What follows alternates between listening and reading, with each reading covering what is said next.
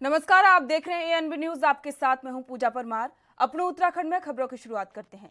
उत्तराखंड के सीएम पुष्कर सिंह धामी ने ट्वीट किया और अपने ट्वीट में उन्होंने लिखा कि मां भारती के वीर सपूत, कुशल शासक और महान योद्धा छत्रपति शिवाजी महाराज जी की जयंती पर उन्हें शत शत नमन किया और इसके साथ साथ उन्हें राष्ट्र और संगठन सेवा के लिए अपना जीवन समर्पित करने वाले राष्ट्रीय स्वयंसेवक संघ के द्वितीय सरसंघ चालक श्रद्धेय श्री माधवराज सदाशिवराव गोलवंकर गुरुजी को भी जयंती पर श्रद्धांजलि अर्पित की।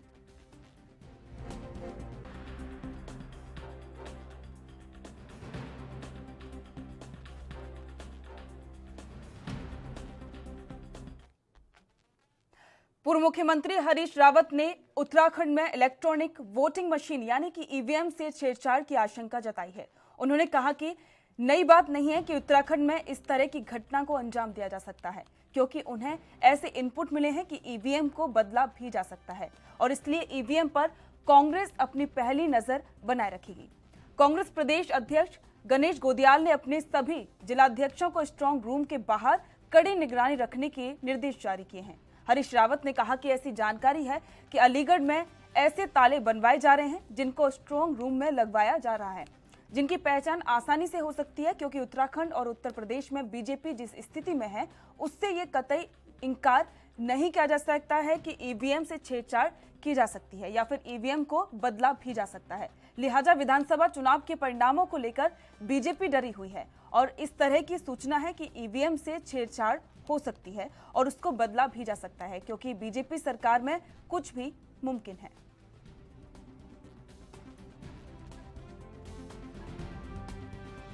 जो खबरें हैं कि अलीगढ़ से ऐसे ताले बनवाए जा रहे हैं जो बिल्कुल स्ट्रॉन्ग रूम्स में लगाए गए हैं, आइडेंटिकल ताले बनाए जा रहे हैं, कई बातें कही जा रही हैं। यूपी में और उत्तराखंड में जिस तरीके के स्टेक्स हैं भाजपा के और जो स्थिति है चुनाव में वो निश्चित पराजय में है, तो ऐसी हालत में लोग कहते हैं, वो खुद ही कहते हैं जब वो हैं तो सब कुछ मुमकिन है, तो ये भी तो मुमकिन है कि ईवीएम के साथ छेड़छाड़ हो जाए और ये भी मुमकिन है कि ईवीएम बदल दी जाए।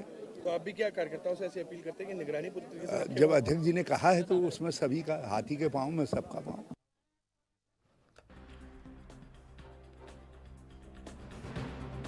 और इसी के साथ में इस पर अधिक जानकारी के लिए संवाददाता अमित चौधरी हमारे साथ जुड़ चुके हैं। अमित, पूर्व सीएम उत्तराखंड के पूर्व सीएम ने ये आरोप लगाए हैं कि ईवीएम में छेड़खानी हो सकती है, क्या कुछ अधिक जानकारी है?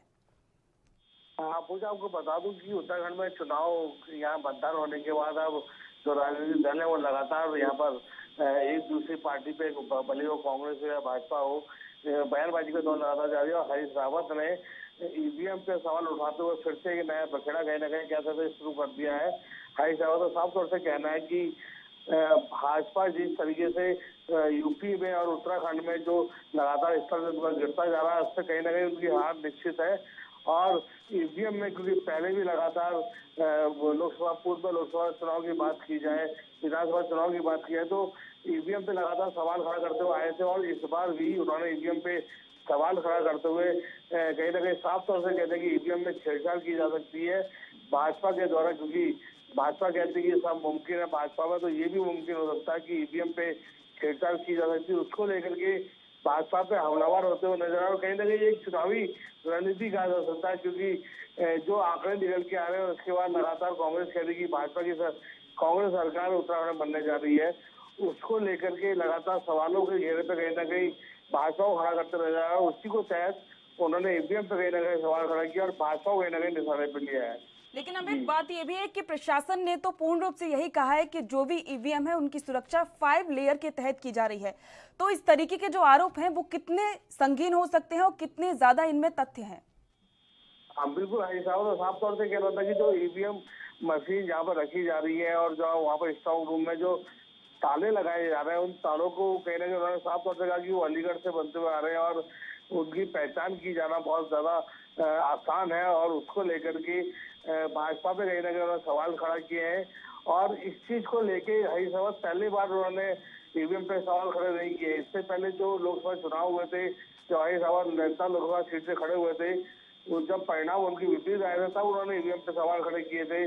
उससे पहले जब यहाँ पर विधानसभा चुनाव थे, जो मैंडेट कहीं ना कहीं जनता ने दिया था भाजपा के हाथ में, 57 सीटें आई थी, तब उन्होंने सवाल खड़ा किए थे। और लगातार सबसे भले यूपी हो या उत्तराखंड हो, तमाम राज्यों में लगातार ईवीएम पे सवाल खड़ा करते हुए हर पार्टी नजर आई थी, भाजपा के अलावा, भले हो कांग्रेस हो, सपा हो, बीएसपी हो। तो कहीं ना कहीं इस बार भी हरीश रावत ने कांग्रेस तरफ से बयान जारी करते हुए कहा कि ईवीएम में छेड़छाड़ की जा सकती है। लेकिन अमित, बात ये भी है कि कांग्रेस के जो प्रदेश अध्यक्ष हैं गणेश गोदियाल जी, उन्होंने तो अपने कार्यकर्ताओं को साफ कह दिया है कि जो भी स्ट्रांग रूम है उन सभी के बाहर कड़ी वो भी सुरक्षा रखें, जबकि प्रशासन ने पहले से ही कड़ी सुरक्षा रख रखी है। क्योंकि एक 5 लेयर सुरक्षा एक बहुत बड़ी सुरक्षा होती है, एक बड़ी वहां पर फोर्स होती है। इसके साथ साथ में जगह जगह पर सीसीटीवी फुटेज भी वहां पर होते हैं, कैमरेज लगे रहते हैं और एक पूरे कंट्रोल रूम इस पूरी की निगरानी रखता है। उसके बावजूद भी कांग्रेस का ये कहना कि अलग से कार्यकर्ता भी स्ट्रांग रूम के बाहर रहे, कितना ठीक है? हाँ बिल्कुल, मैं आपको बता दूं कि कांग्रेस की कहीं ना कहीं एक कहा जाता है, ये चुनावी रणनीति इसको माना जाता है, भाजपा पे अधिक दबाव यहाँ पर बनाया जा रहा है और जो भाजपा की छवि है उसको कहीं ना कहीं यहाँ पर जनता के सामने धूमिल करने की कोशिश लगातार की जा रही है। और शायद यही वजह है कि लगातार हैदराबाद हमलावर है भाजपा के लिए। और जो यहाँ पर गणेश गोदियाल ने प्रतिनिधित्व, उनकी तरफ से सभी जिलाध्यक्ष जो है उत्तराखंड के अंदर 13 जिलों के जिलाध्यक्ष को यहाँ पर निर्देशित किया जा चुका है कि जो भी स्ट्रांग रूम है आपके जिले में, विधानसभा में, वहाँ पर अपने कार्यकर्ता नियुक्त किए जाए, क्योंकि भाजपा इस तरीके में कार्रवाई न कर सके। हालांकि इन बातों की इनमें कोई पुष्टि नहीं करता, लेकिन जिस तरीके से यहाँ पर चीजें सामने आ रही है उसको लेकर के कांग्रेस के कार्यकर्ता लगातार हमलावर है, बड़े नेता हो या छोटा नेता हो, ईवीएम पे छेड़छाड़ की बातों से कभी वो किनारा नहीं करते और इसी की वजह से भाजपा को निशाने पर लगातार लिया जाता है। जी मैं शुक्रिया इस तमाम जानकारी के लिए। आपको बता दें कि उत्तराखंड के पूर्व सीएम हरीश रावत ने ये सवाल उठाए हैं कि ईवीएम में छेड़खानी हो सकती है और इसके लिए उन्होंने अपने कार्यकर्ताओं को भी आदेश दे दिए हैं, निर्देश दिए हैं कि वो ईवीएम की कड़ी सुरक्षा रखें।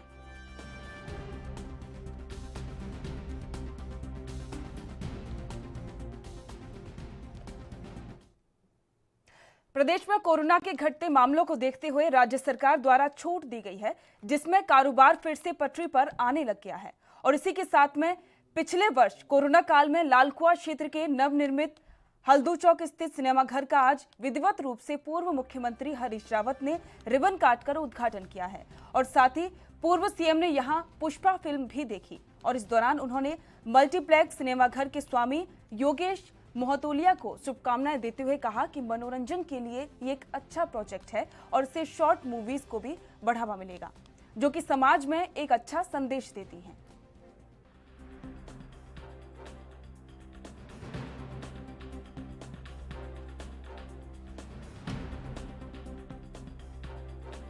बहुत अच्छा प्रोजेक्ट है और इससे कुछ लोकल फिल्में, शॉर्ट फिल्में भी बनेंगी, वो भी लगेंगी। इससे लोगों को एजुकेट करने में बड़ी मदद। सब लोगों के सपोर्ट से एक लालकुआं में हमने एक नई सोच रखी कि यहाँ पर एंटरटेनमेंट के लिए अभी कुछ नहीं है, कोई ऐसी सुविधाएं नहीं है। धीरे धीरे आप देख रहे हैं कि ज़मीनें हमारी यहाँ पर बिकती जा रही हैं, प्लेग्राउंड नहीं है, कुछ नहीं है, तो एंटरटेनमेंट के लिए यहाँ पर कोई ऐसी चीज़ नहीं है। और दूसरा कि रोज़मर्रा वाली ज़िंदगी में लोगों को क्या इतनी थकान है, सब स्ट्रेस है, इसको दूर करने के लिए हमने एक एंटरटेनमेंट के लिए ये चीज़ें सोची, जिससे कि लोगों को अपना 2 घंटे या 3 घंटे जो भी समय है अपना एक्सपेंड करेंगे फैमिली। उत्तराखंड में विधानसभा चुनाव का मतदान खत्म होने के बाद पूर्व मुख्यमंत्री और कांग्रेस चुनाव समिति के अध्यक्ष हरीश रावत लगातार क्षेत्र में घूमकर लोगों से उनका हालचाल जानने के साथ वोटिंग का मिजाज भी समझ रहे हैं। बता दें कि इसी बीच हरीश रावत हल्द्वानी में एक शादी समारोह में पहुंचकर वहां टिक्की बनाते हुए नजर आए।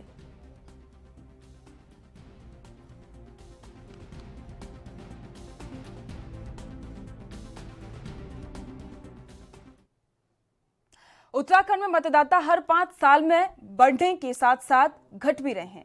बात अगर बीते विधानसभा चुनाव की जाए तो 2017 में शामिल रहे 57,992 मतदाताओं ने इस बार चुनाव में अपने मताधिकार का प्रयोग नहीं किया। दरअसल निर्वाचन आयोग ने मतदाता सूची को अपडेट करते हुए बीते सालों में मृत्यु और स्थानांतरण के कारण प्रदेश छोड़ चुके लोगों के नाम की सूची हटाई है।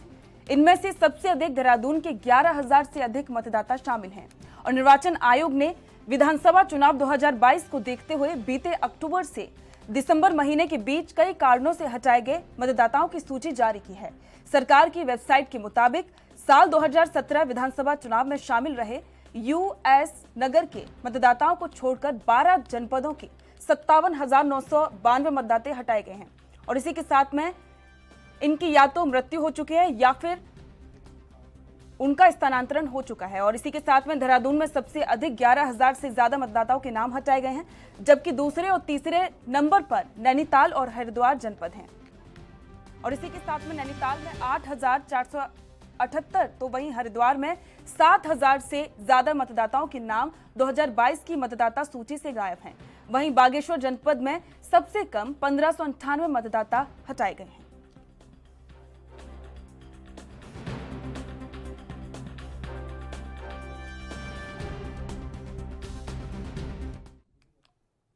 विधानसभा चुनाव के बाद लगातार सभी पार्टी प्रत्याशी अपनी अपनी जीत का दावा कर रहे हैं। बीजेपी हो या फिर कांग्रेस, सभी अपनी सरकार बनाने का दावा कर रहे हैं। वहीं प्रदेश के पूर्व मुख्यमंत्री हरीश रावत लालकुआं से देहरादून जाते हुए जनपद ऊधम सिंह नगर के जसपुर विधानसभा में विधायक आदेश चौहान के चुनाव कार्यालय पर पहुंचे। वहीं उन्होंने पत्रकारों से वार्ता में कहा कि कांग्रेस पार्टी प्रदेश में 48 से अधिक सीटें जीतकर सरकार बनाने जा रही है। मुख्यमंत्री बनने का कोई विवाद नहीं है। वहीं उन्होंने कहा कि कांग्रेस हाईकमान जिस नेता को मुख्यमंत्री बनने के लिए कहेगा वही मुख्यमंत्री बनेगा। तो वहीं उन्होंने ईवीएम मशीन को लेकर भी कहा कि ईवीएम पूरी तरह से सुरक्षित है, किंतु बीजेपी के हाथों में है इसलिए असुरक्षित है। और उन्होंने कांग्रेस कार्यकर्ताओं से भी ईवीएम मशीन की सुरक्षा करने के लिए कहा है। और इसी के साथ में आपको ये भी बता दें कि जसपुर वासियों का और तराई के लोगों का पूर्व सीएम ने धन्यवाद किया।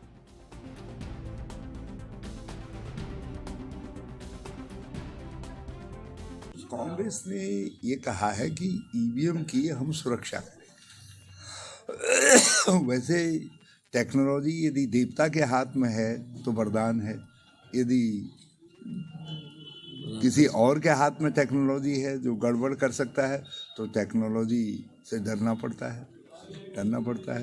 तो भाजपा के हाथ में ईवीएम की इज्जत सुरक्षित नहीं है, ये आशंका हमेशा लोगों बनी रहती है। सवाल ईवीएम पर विश्वास अविश्वास का नहीं है, सवाल यह है उसको हैंडल करने वाला कौन है, उसका उपयोग करने वाला कौन है। तो यदि चुनाव आयोग पूरी तरीके से आश्वस्त करता है कि ईवीएम से कोई छेड़छाड़ नहीं की जा गई है या छेड़ नहीं की जा सकती है, उसको बाहर से टेम्पर नहीं किया जा सकता, तो कोई सवाल नहीं है, हमारा कोई सवाल नहीं है। हाँ, ताले में स्ट्रॉन्ग रूम में हम इसीलिए तो उसमें सील लगवाई जाती है, इसीलिए सब किया जाता है। यदि पार्टी ने कहा है कि अपने नेतागणों से कहा है कि अपनी उसकी आप सुरक्षा करिए, देखिए, तो ये सावधानी बरतनी चाहिए और हम लोग बरत रहे। उत्तराखंड विधानसभा चुनाव के बाद राजनीतिक दलों के आरोप प्रत्यारोप का दौर जारी है। आपको बता दें कि बीजेपी के कैबिनेट मंत्री सुबोध उनियाल ने पूर्व मुख्यमंत्री हरीश रावत पर निशाना साधा है।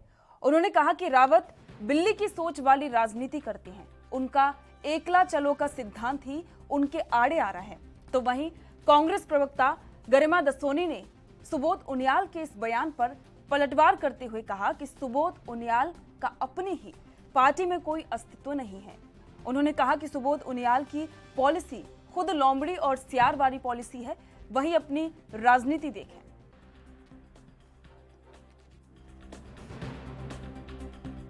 साफ दिखता है कि वो केवल तानाशाही का उनका एक रवैया है, जिससे बिल्ली का नेचर होता है कि इस घर में कोई और रहे ना रहे, लेकिन ये घर पे मैं जमी रहूं।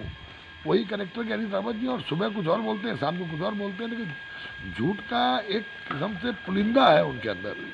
और दूसरा ये कहा था कि उन्होंने कहा था कि अगर मैं मुख्यमंत्री नहीं बना तो मुझे घर बैठना पड़ेगा। तो ये देखिए अपनी महत्वाकांक्षा को किस तरह से जाहिर करना एक ऐसे वरिष्ठ राजनीतिक के द्वारा।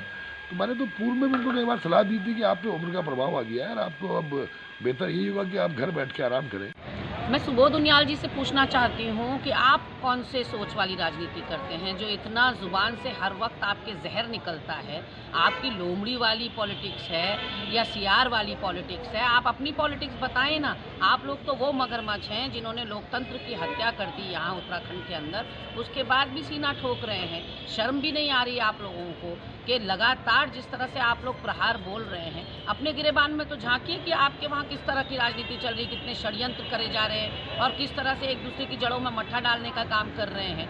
तो जिसको राजनीति में जिंदा रहना है तो सर्वाइवल ऑफ द फिटेस्ट होता है, वो ये इनके प्रकार अपने आप को जिंदा रखता है। उसमें माननीय हरीश रावत जी किस तरह की राजनीति कर रहे हैं, इस पर हमें सुबोध उनियाल जी की टिप्पणी की। उत्तराखंड विधानसभा चुनाव के नतीजे अभी आए नहीं हैं, लेकिन उससे पहले ही कांग्रेस में मुख्यमंत्री पद को लेकर घमासान शुरू हो गया है। पूर्व मुख्यमंत्री हरीश रावत के इस बयान पर कि पार्टी के सत्ता में आने पर या तो वो सीएम बनेंगे या फिर घर बैठेंगे, नेता प्रतिपक्ष प्रीतम सिंह ने पलटवार किया है। उन्होंने कहा कि सीएम कौन बनेगा ये राष्ट्रीय नेतृत्व का निर्णय होगा। नेता प्रतिपक्ष प्रीतम सिंह ने कहा कि राष्ट्रीय नेतृत्व ने तय किया था कि सामूहिक नेतृत्व में चुनाव लड़ा जाएगा और इसी के साथ में चुनाव परिणाम के बाद जब सरकार बनेगी तो कांग्रेस विधानमंडल दल और इसी के साथ में राष्ट्रीय नेतृत्व तय करेगा कि किसे जिम्मेदारी सौंपी जानी है।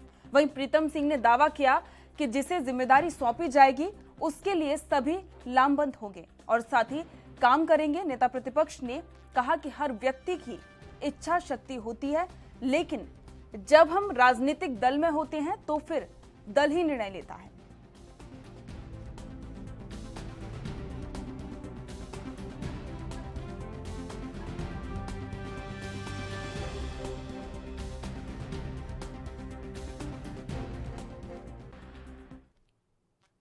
उत्तराखंड में विधानसभा चुनाव समाप्त होने के बाद पुलिस महकमा सतर्क हो गया है। आपको बता दें कि मतदान खत्म होने के साथ ही जिले में चुनावी रंजिश की आहट सुनाई देने लगी है। वहीं हरिद्वार के ग्रामीण विधानसभा क्षेत्र से इसकी शुरुआत हो चुकी है और जिसके बाद वरिष्ठ पुलिस अधीक्षक डॉक्टर योगेंद्र सिंह रावत ने अधिकारियों को चौकन्ना रहने के निर्देश जारी किए हैं।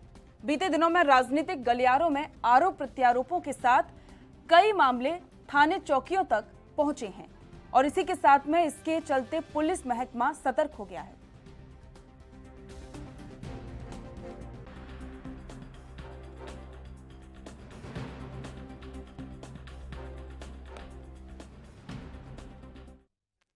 उत्तराखंड में विधानसभा चुनाव के बाद अब बीजेपी ने राज्य के 70 वरिष्ठ कार्यकर्ताओं की सूची तैयार की है, जो उत्तराखंड से उत्तर प्रदेश की विधानसभाओं में चुनाव प्रबंधन के लिए जाने का काम करेंगे। और इस दौरान पार्टी के प्रदेश महामंत्री कुलदीप कुमार ने कहा कि ये सभी कार्यकर्ता पार्टी के दिशा निर्देशों के अनुसार यूपी की अलग अलग विधानसभाओं में पार्टी के लिए काम करेंगे और इसका लाभ वहां से चुनाव लड़ रहे बीजेपी प्रत्याशियों को भी मिलेगा।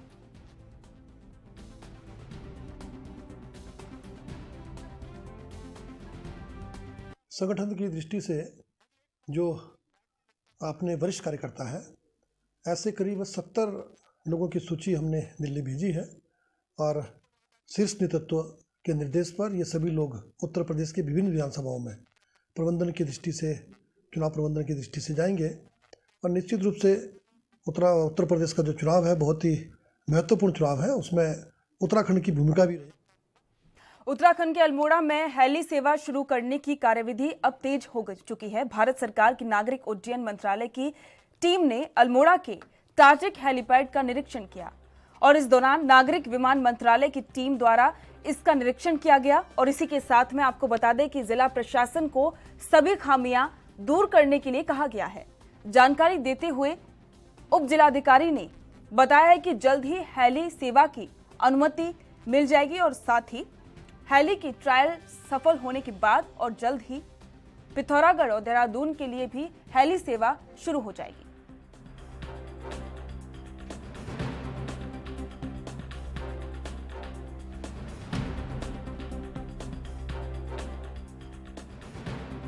आज यहाँ पे डीजीसीए का इंस्पेक्शन था और टीम आई हुई है। उन्होंने इंस्पेक्शन किया है, हेलीपैड का भी किया है, जो यहाँ पे और व्यवस्था है उसका भी किया है और जो यहाँ पे मेन पावर लगी है उनको ट्रेंड किया है कि नहीं किया है, ये सारी चीज़ें देखी है। तो पूरा इंस्पेक्शन हो गया है और इसके बाद अब देखते हैं अगर कहीं कोई कमी होगी तो जो टीम आई है वो लिख के देगी और कमियों को पूरा किया जाएगा। फिलहाल इंस्पेक्शन हो गया। आपको बता दें कि अब जल्द ही अल्मोड़ा में भी हेली सेवा शुरू की जाएगी, जिसको लेकर सभी तैयारी शुरू हो चुकी है। अल्मोड़ा में हेली सेवा शुरू करने की जो कार्यविधि है वो अब तेजी से आगे बढ़ रही है और इसी के साथ में नागरिक विमान मंत्रालय की टीम ने इसका निरीक्षण किया और ये भी बताया कि अब जल्द ही कुछ ही महीने में इसके कार्य वो शुरू हो जाएगा।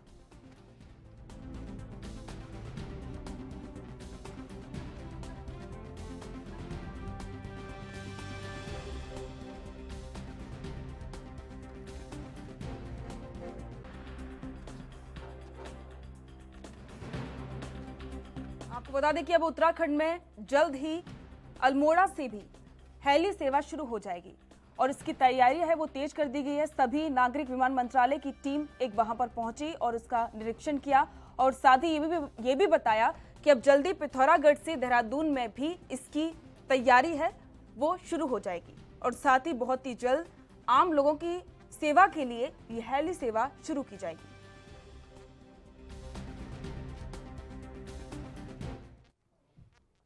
मतदान समाप्ति के बाद अब विकास कार्यों को गति देना सुनिश्चित करने के लिए जिलाधिकारी वंदना सिंह ने जिला सभागार में जिला योजना, राज्य सेक्टर और केंद्र पोषित योजनाओं की समीक्षा बैठक की, जिसमें जिला योजना के अंतर्गत जिन विभागों के पास अतिरिक्त धनराशि है उसे तत्काल समर्पित की कार्रवाई करने के निर्देश जिलाधिकारी ने सभी विभागों को दिए हैं। जिलाधिकारी ने विभागीय अधिकारियों को निर्देश देते हुए कहा कि समय कम है और लक्ष्य अधिक है, इसलिए सभी विभाग अपने लक्ष्यों के अनुरूप विकास कार्यों में तेजी लाएं, जिससे जनपद के व्यय प्रशिक्षण को बढ़ावा दिया जा सके। और ऐसे में विभाग जिनके पास जिला की योजना धनराशि अवशेष है उसे तत्काल धनराशि को समर्पित करने के निर्देश दिए और इसी के साथ में आवंटित कर उसका उपयोग कर जनपद के व्यय प्रतिशत को बढ़ाया जा सके।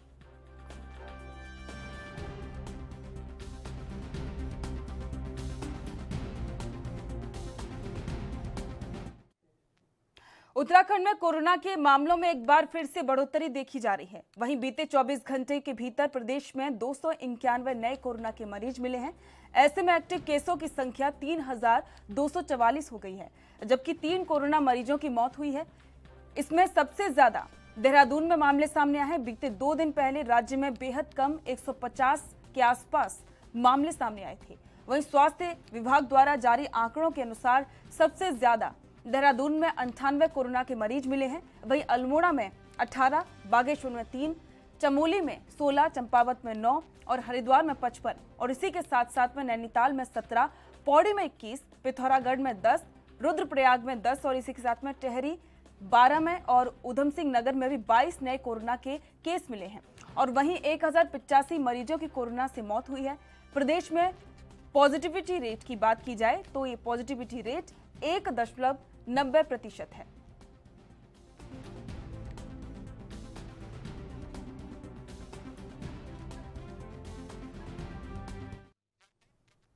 उत्तराखंड में इन दिनों मौसम शुष्क है और चटक धूप खिल रही है। ऐसे में ज्यादातर इलाकों में अधिकतर तापमान में 2 से 3 डिग्री सेल्सियस का इजाफा दर्ज किया गया है। राज्य मौसम विज्ञान केंद्र के अनुसार अगले कुछ दिन प्रदेश में मौसम के मिजाज में बदलाव के आसार नहीं है। हालांकि 22 फरवरी को पर्वतीय इलाकों में कहीं कहीं हल्की बारिश और बर्फबारी हो सकती है। बीते एक सप्ताह से प्रदेश में आसमान साफ है।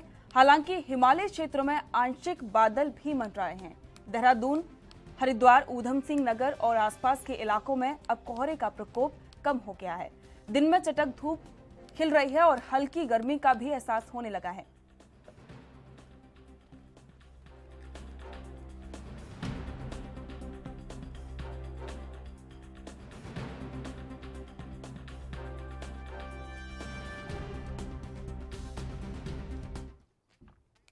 उत्तरकाशी जिले के सीमांत विकासखंड मोरी के सेब बागवानों को उद्यान विभाग की ओर से सेब के पौधों को आवश्यक रूप से दी जाने वाली दवाइयां न मिलने से मोरी के बागवानों के चेहरे मायूस हैं। समय से पर्याप्त दवाइयां न मिलने पर बागवानों को लाखों का नुकसान उठाना पड़ सकता है। हालांकि उद्यान विभाग का दावा है कि कुछ दवाइयां पहुंचा दी गई हैं, जबकि अन्य दवाइयां मार्च के पहले सप्ताह तक बागवानों को उपलब्ध कराई जाएंगी।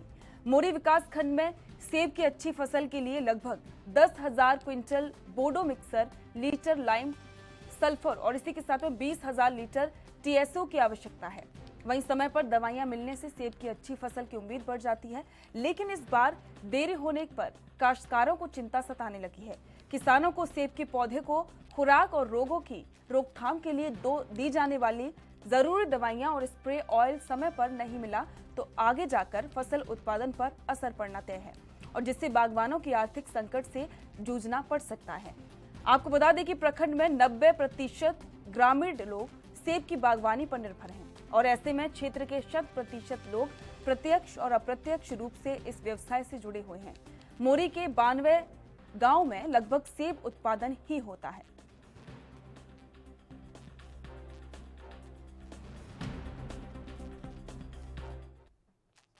उत्तराखंड के राजाजी टाइगर रिजर्व की मोतीचूर रेंज से सटे साहबनगर गांव के समीर सोंग नदी किनारे हाथी का शव मिला। बता दें कि राजाजी टाइगर रिजर्व की मोतीचूर रेंज के सत्यनारायण सेक्शन में हुए 2 हाथियों के संघर्ष में दूसरे हाथी की मौत हो गई है। सूचना मिलने के बाद वन विभाग के आला अधिकारी मौके पर पहुंचे। 17 फरवरी की सुबह दोनों हाथियों के बीच संघर्ष हुआ था। मृत हाथी की उम्र 35 साल बताई जा रही है। अधिकारियों की मौजूदगी में चिकित्सकों की टीम हाथी का पोस्टमार्टम करने पहुंची, जिसके बाद इसे इसके पार क्षेत्र में ही दफना दिया जाएगा और कासरी और मोतीचूर रेंज के करीब 2 दर्जन वन कर्मी घायल हाथी की तलाश कर रहे थे।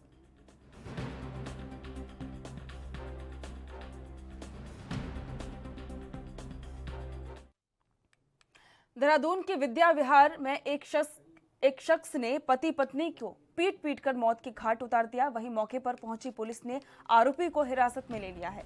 जानकारी के मुताबिक आरोपी ने रात 2:30 बजे पति पत्नी की हत्या कर दी। दरअसल पटेल नगर के विद्या विहार फेज 2 में एक हफ्ते पहले साबी राजेंद्र और हरिद्वारी नाम के एक युवक ने एक फ्लैट किराए पर लिया था। वे यहां साथ ही रहते थे।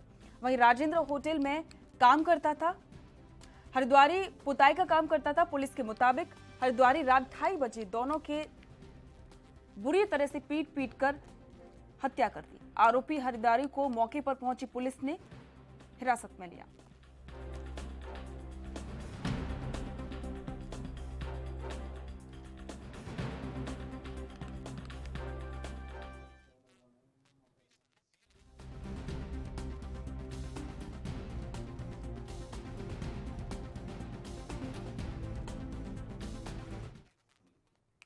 उत्तराखंड में कई कंपनियों में खाद्य सुरक्षा विभाग की ताबड़तोड़ छापेमारी हुई है। आपको बता दें कि 4 जिलों में ताबड़तोड़ छापेमारी चल रही है और रुड़की की खाद्य सुरक्षा टीम ने कई जगह छापेमारी की।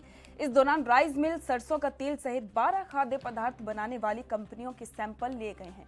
उन सैंपलों को जांच के लिए रुद्रपुर लैब में भेजा गया है। अधिकारी कहते हैं कि ये कार्रवाई होली तक जारी रहेगी।